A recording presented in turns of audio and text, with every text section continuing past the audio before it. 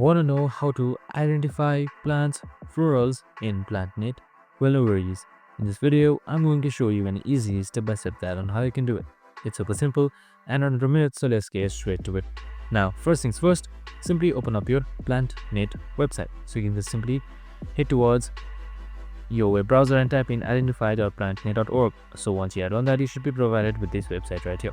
So once you are under this website, make sure you are logged in. We have also created a video on how to log in, so make sure to watch it. So once you have logged in, here you should be seeing identify, explore and share your observations, and when decided, you can just simply select up to 4 images. So you can just simply select 4 images of your plant that you want to identify. So you can just simply open up your file explorer and select an image that you want, and it should start uploading.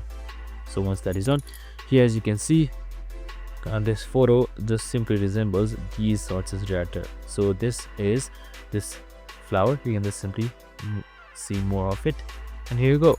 I hope this video helped. If it did, make sure to like, subscribe and tune in with us for more of these videos. See you in the next one.